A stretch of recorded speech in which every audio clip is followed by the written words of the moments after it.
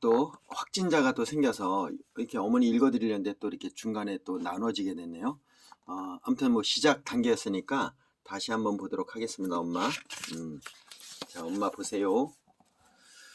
자, 여기 일단은 오늘 이번 주 말씀은 이렇게 3월 1일부터 마태복음 13장, 14장, 16장까지 이렇게 읽으시면 될 것 같아요. 그리고 내일은 오늘이 3월 5일이잖아요. 금요일. 오늘 말씀은 마태복음 16장 3절로 20절 베드로의 고백 요 말씀을 이제 보시면 될 것 같은데 요거는 지금 사순절 그리고 내일은 시편 51편 구원의 기도입니다, 엄마. 그래서 이 51편 내일 보시면은 이 사순절의 달력에 맞게끔 뭐 형식을 떠나서 어머니 베드로도 그 성전 미문의 그 안질뱅이를 일어나 걷게 했을 때 어, 그 정시로 가서 이렇게 성전에 가서 기도를 했었거든요. 그처럼 어머니가 요 뭔가 구별되이 율법이라 생각하지 마시고 내가 이렇게 사순절 기간 동안에 나 삶을 돌아보는 거 그게 중요한 거잖아요. 음, 율법의 정신은 사랑이고 또 율법의 정신은 하나님을 더욱 깊이 나를 알아라. 이 성경 자체가 편지 아닙니까? 예수님의 사랑의 편지라고 하나님의 그 우리를 향한 사랑의 편지 연서라고 합니다. 어머니 어, 오늘은 마태복음 16장 3절로 20절 보시면 되고요. 시편 내일은 시편 51편 구원의 기도 그리고 일요일 날은 주일날 3월 7일 날은 마태복음 16장 21절로 28절 예수님의 이제 순환을 예고한 말씀이고요. 월요일은 이제 17일 날은 마태복음 18장 1절로 4절. 이게 딱 있는데 이 아들이 한번 원래 우리 유튜브 이렇게 보시는 저희 구독자님께 내가 매일 올려드린다는데 제가 야근하고 막 이런 상황 속에서 하질 못했는데 어머니를 위해서라도 지금 해야 되는 상황이라 이건 계속 해야 될 것 같아요. 네. 늦으면 그래서 제가 이렇게 올려드립니다, 어머니. 예. 그리고 그러면 이제 오늘 우리 사랑하는 딸방에서 하는 거라 잠시만요. 자, 오늘은 우리 어머니 그냥 야들이 다 읽어드릴 테니까 듣기만 해도 오늘 큐티하고 또 그리고 오늘 사순절 달력에 나오는 여기 마태복음 16장 3절로 20절 베드로의 고백 한번 어머니 들어보세요. 먼저 기도할까요? 사랑해 주님 감사합니다. 오늘 특별히 우리 사랑하는 어머니를 위해서 이렇게 사순절 15일째 되는 날 이렇게 말씀으로 하나님의 은혜를 나누려고 합니다. 또 오늘 큐티 말씀을 통해서 또 하나님의 은혜를 더욱더 깊이 있게 나누려고 합니다. 이 시간 역사해 주셔서 어머니의 눈이 영안이 열리셔서 비록 8순이 넘으셨지만 하나님의 말씀을 통해서 우리 모세가 그 총기를 잃지 않고 마지막 순간까지 그 기력이 상하지 않았던 것처럼 우리 어머니에게도 하나님께서 주 여호와를 앙망하는 자에게 주시는 독수리 같은 샘을 허락하여 주셔서 말씀의 깨달음과 또 말씀을 통해서 그 기쁨을 누리는 시간이 되게 축복해 주시옵소서. 예수님의 이름으로 기도했습니다. 아멘. 엄마 이제 시작할게요. 마태복음 16장 3절로 20절입니다. 근데 뭐 굳이 3절로 20절을 이렇게 읽을 필요는 없는 것 같고요. 제가 1절부터 읽어드릴게요, 어머니. 여기 악한 세대가 표적을 구하나니 이렇게 표현이 돼 있네. 그리고 이제 참고 말씀은 한번 요거 시간이 되면 어머니가요. 마가복음 8장 11절 13절 또 누가복음 12장 54절로 56절을 이렇게 보시면은 성경에는 복음서에 똑같은 내용이 다른 시각으로 이렇게 좀 이렇게 펼쳐지게 써진 글들이 있거든요. 이걸 보시면은 동일한 내용이 이렇게 마가복음에 다르듯 누가복음에 약간씩 이제 다르기 때문에 표현이나 글에 이제 풀어지는 성격이 다르기 때문에 이걸 읽어주시면 똑같을 것 같으네요. 자, 그러면 16장 읽어드리겠습니다. 오늘 사순절 15일째 되는 날 베드로의 고백입니다. 바리새인과 사두개인들이 와서 예수를 시험하여 하늘로부터 오는 표적을 보이기를 청하니 예수께서 대답하여 이르시되 너희가 저녁에 하늘이 붉으면 날이 좋겠다 하고 아침에 하늘이 붉고 흐리면 오늘은 날이 굳겠다 하나니 너희가 날씨는 분별할 줄 알면서 시대의 표적은 분별할 수 없느냐. 악하고 음란한 세대가 표적을 구하나 요나의 표적밖에는 보여줄 표적이 없느니라 하시고 그들을 떠나 가시니라. 제자들이 건너편으로 갈새 떡 가져가기를 잃었더니 예수께서 이르시되 상가 바리새인과 사두개인들의 누룩을 주의하라 하시니 제자들이 서로 의논하여 이르되 우리가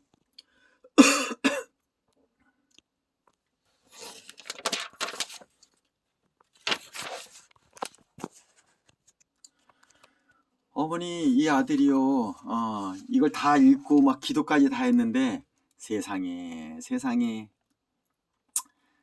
저기 녹음을 안 눌렀네. 어머니 다 이렇게 말씀을 읽고 이렇게 했는데 참 녹음을 안 눌렀어요 엄마. 아유 이 아들 진짜 어떻게 하나. 그래도 어떻게 하죠? 제가 그래요 어머니 그냥 이거 내용만 한번 싹 훑어서 올려드릴게요. 아 이런 이 아들 엄마 아들 맞아.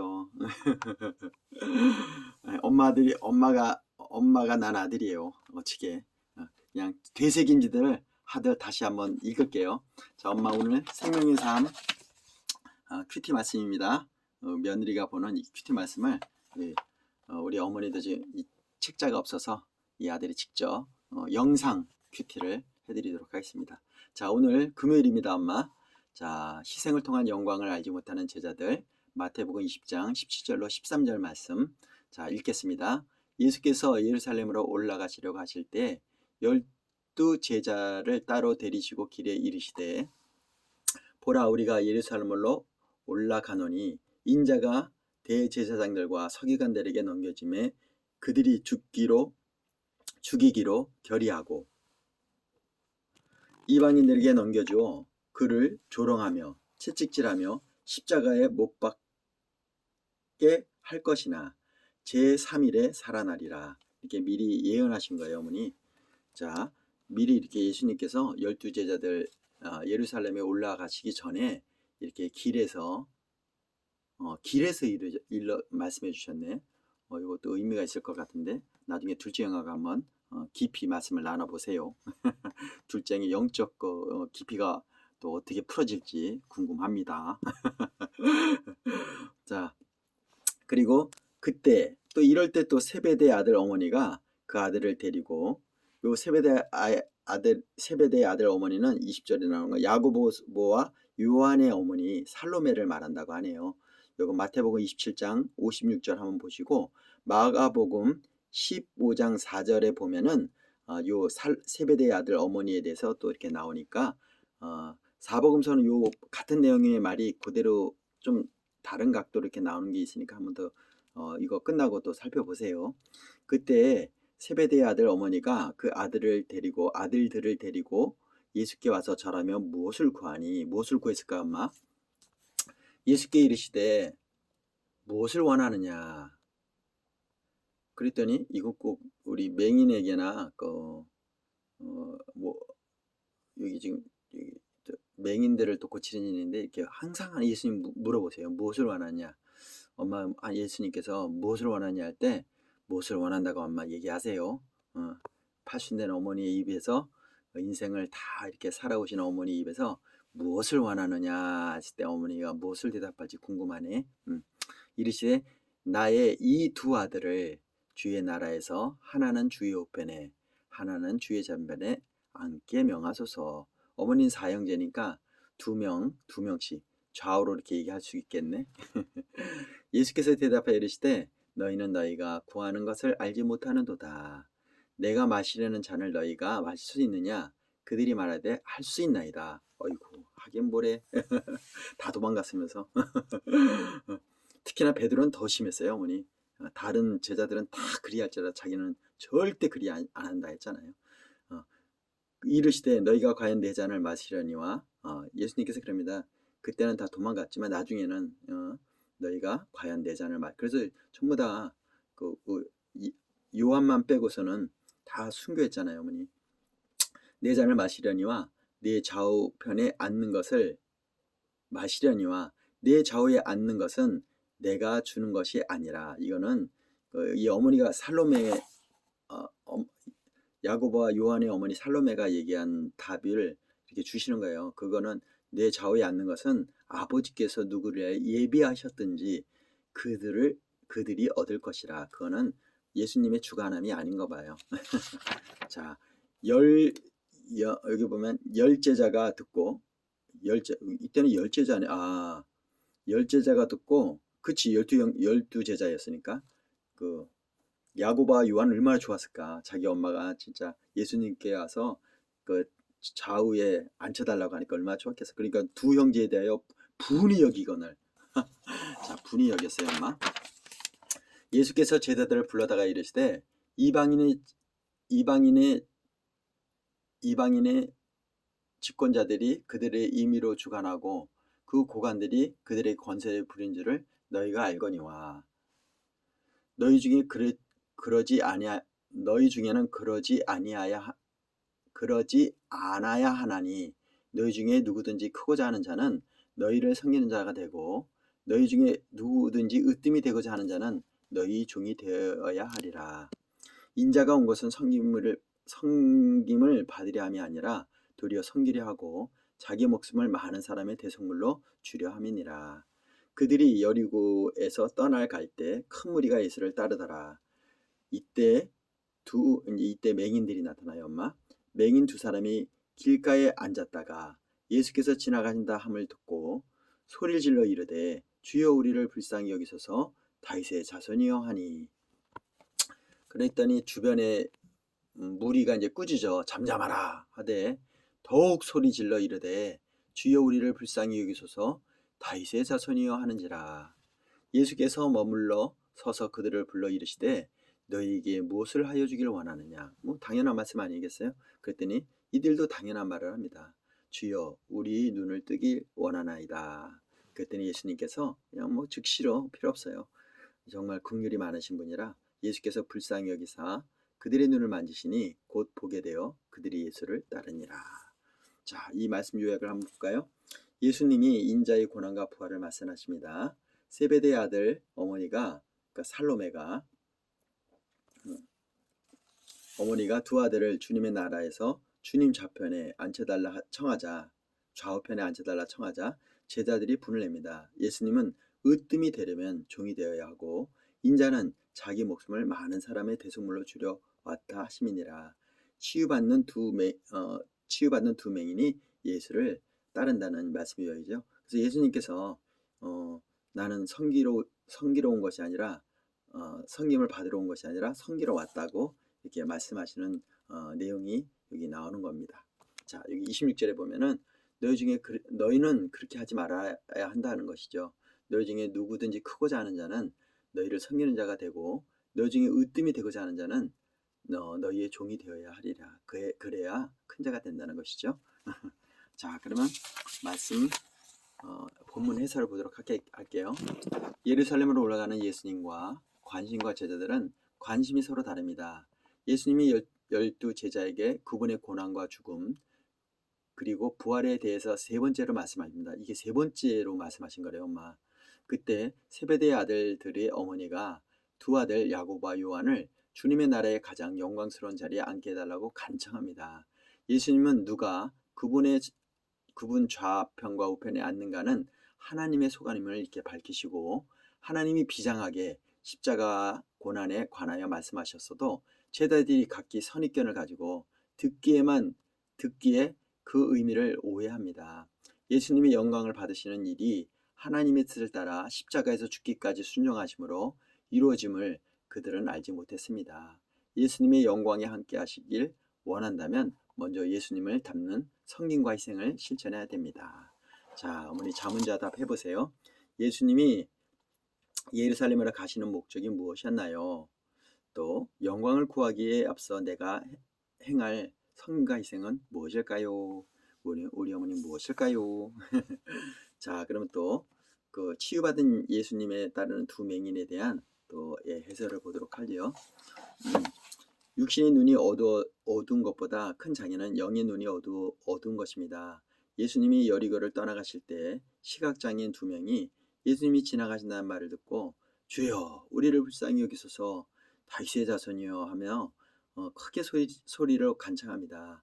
사람들이 조용히 시키려 하자 두 사람은 개의치 않고 오히려 더 큰 소리로 소리 지르죠. 다윗의 자손 예수여 우리를 불쌍히 여겨달라고. 예수님의 걸음을 멈추시고 그들의 그 소리에 예수님께서는 이렇게 간절한 소리에 이렇게 자리를 머물고 그 12 혈유병의 그 여인의 그 저기 그 병을 치유해 주시듯이 똑같은 긍휼한 마음으로 소원을 물으시죠. 내가 무엇을 하길 원하느냐 했더니 그들이 망설임 없이 우리 눈뜨기를 원하나이다라고 대답합니다. 예수님이 측은히 여기시고 눈을 만져보게 하시니 보게 된 두 사람은 곧 예수님을 따릅니다. 예수님을 따르는 그들은 육신의 눈으로 예수님을 보면서도 영의 눈이 어두워 헛된 것을 구하는 제자들과는 대다릅니다. 그치? 아마 이 제자들은 막 요한과 야고보의 엄마가 이렇게 좌우했더니 막 누가 높으니 막 싸웠던 거에 비하면 대조적이라고 이렇게 얘기하는 거네요. 자, 어머니 또 자문자답 해보죠. 무리가 저지함에도 예수님을 향해 외친 두 시각인의 심정은 어땠을까요?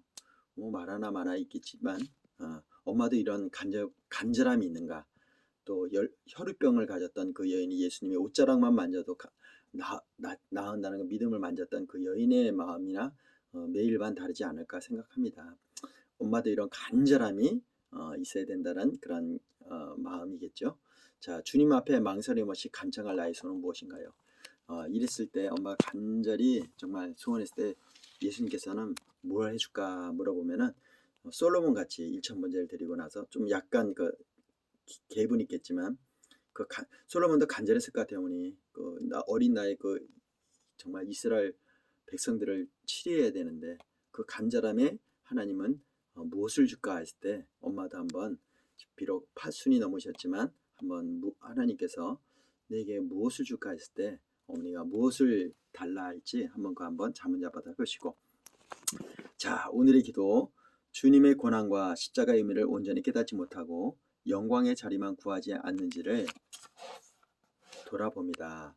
높아지고 대접받기를 즐기는 본성을 꺾고 가장 낮아지고 먼저 섬기신 주님의 삶을 본받게 하소서. 잠잠했던 입과 깜깜했던 눈이 열리도록 주님만 구하게 하옵소서. 아멘입니까? 자, 묵상 에세이 읽어주면서 마칠게요. 복만 받으면 다가 아닙니다. 자, 칼 마르크스는 종교는 아편이라고 했습니다. 그러나 사실 무신론이야말로 가장 아편과 같습니다. 만일 사람이 없다면 요 말씀은 엄마 대천덕 신부님이 하신 거거든요. 하나님의 나라는 책에 여기 엄마 예수원이에요. 제가 예수원에 가서 막 순대차 할 때 노동이 기도다 했던 그곳에 이 대천덕 신부님이 하신 말씀이거든요. 감회가 새롭네요, 엄마. 다시 읽어드릴게요. 칼 마르크스는 종교는 아편이라고 했습니다. 그러나 사실 무신론이야말로 가장 아편과 같습니다. 만일 하나님이 없다면 윤리도 법도 의미 없어져 세력을 잡는 자가 마음대로 할 수 있기 때문입니다. 마치 아펜의 죄에 자기 멋대로 행동하는 것처럼 말입니다. 그런데 교회가 다니면서도 아편 같은 것을 추구하는 분류가 있습니다. 교회 다니면서도 그것은 하나님께는 관심도 없으면서 초자연적인 능력이나 복만 받으려고 합니다. 오병의 기적을 행했을 때도 너희들이 먹고 배부른 탓이다 이렇게 얘기했잖아요. 배만 위한다 그런 말을 했던 것처럼 하나님을 믿으면 복을 받는 것이 완전히 틀리진 않지만 그렇죠. 그러면 그 이삭 같은 경우 30배, 60배, 100배 열매를 맺었다고 하잖아요. 100배 열매를 맺었다 그러잖아요. 그것만 강조하면 미숙한 신앙인이 됩니다. 이거 꼭 나쁘다는 건 아니라는 거죠. 그런 사람은 다른 사람에 대한 책임이나 십자가를 지는 일에 관심이 없습니다. 오로지 나의 문제가 다 해결되어야 한다고 소리칩니다. 이러한 신학은 자가 죽어야 한다는 말을 하지 않아 계속 자기중심적인 사람, 자연적인 사람으로 남게 합니다. 예수님은 내 제자가 되려면 너희 십자가를 지라고 하십니다. 그분의 진리는 아편과 같지 않습니다. 고통을 느끼게 합니다. 왜 그렇습니까? 비록 지금 내게 고통이 없더라도 고통받는 이들의 고통을 나도 져야 하며 그 고통에 동참해야 하기 때문입니다. 우리는 그리스도의 고난에 동참해야 합니다. 지금은 고난에 동참하지만 후에는 그리스도의 영광에 동참하게 됩니다. 그렇죠. 지금은 고난받지만 그때는 예수님을 맞대고 본다는 것처럼 그때 영광의 길에 동참하게 됩니다. 그리스도의 고난에 동참하지 않는 자는 영광에도 동참할 수 없습니다. 자, 이제 시간이 없어서 이 아들이 이것만 읽도록 할게요. 현명한 선택이란 하나님이 무엇을 요구하시든지 어디로 이끄시든 그분을 따르는 것입니다. 테리 뮤젠이라는 사람이 이렇게 명언을 남기셨네요. 현명한 선택이란 하나님이 무엇을 요구하듯이 어디로 이끄시든지 그분을 따르는 순종의 삶이라고 보면 되겠죠. 마태복음 20장 31절 약자의 소리는 종종 무시당하고 거부됩니다. 예수님을 따르던 무리가 예수님께 도움을 청하는 시각장애인을 막아섰습니다. 부르짖음을 소음 취급하고 비난하며 침묵을 강요했습니다. 예수님의 길에 어울리지 않는 미천한 자들의 소리로 여긴 것입니다. 무리는 예수님의 길이 바로 이런 약자들의 구원을 위한 길임을 미처 몰랐습니다. 세상은 강자의 목소리로 가득하지만 예수님은 억눌린 약자의 목소리가 종주맞는 구원의 터입니다. 할렐루야입니까? 아멘입니다. 엄마, 제가 또 녹음을 누르지 않아서 이걸 2번 반복하게 됐네. 자, 기도함으로 마칠게요. 사랑하는 사랑해 주님 감사합니다. 우리 사랑하는 어머니가 팔순이 넘으신 은혜의 삶을 살고 계십니다. 70여 잠언서에는 70여 강건한 80이라는 인생의 여정 속에서 우리 어머니가 80 이후의 삶, 하나님의 덤의 삶을 살고 계십니다. 이 덤으로 주신 삶을 하나님의 말씀과 은혜로 살게 하시고 특별히 영안의 눈이 열리셔서 하나님의 마음을 깊이 깨닫고 성령 충만하여 주셔서 하나님의 그 깊은 것이라도 통달할 수 있는 우리 어머니가 되시도록 역사해 주옵소서. 이 사순절 기간에 우리 어머니의 삶을 다시 돌아보게 하시고 또 주변을 또 돌아보게 하셔서 예수를 찾는 영혼들, 가난 영혼들, 맥인들, 또 혈우병에 걸려서 정말 치유할 수 없는 그 아픔을 갖고 있는 여인, 또 자녀가 정말 죽어가는 삶에 있어서 예수님의 그 저기를 바랬던 그 마음들이 간절한 마음이 우리 어머니 이 팔순된 우리 어머니의 마음에 간절히 깊게 각인되어 주셔서 하나님을 찾게 정말 갈급함으로 찾으심으로 이제 주님께서 내가 무엇을 하여 주길 원하느냐 했을 때 하나님 정말 진정 하나님의 말씀을 보길 원합니다. 하나님의 뜻을 알기 원합니다. 또 예수님의 그 태어나심을 그 예언했던 그 안나와 같이 또 시므온과 같이 우리 어머니가 이 인생의 모든 파란만장한 인생을 사신 우리 어머니에게 하나님의 말씀이 위로가 되게 하시고 또 소망이 되게 하시며 또 부활하신 예수 그리스도 또 다시 오실 예수 그리스도 내가 너희 초소를 예비하러 가셨다는 그 초소 영원한 하나님의 나라 그 천국이 지금 우리 어머니 마음속에 임하여 주셔서 주님을 만나볼 때 천국이 그대로 임하여지는 다가가는 우리 어머니가 되시도록 역사해 주시옵소서.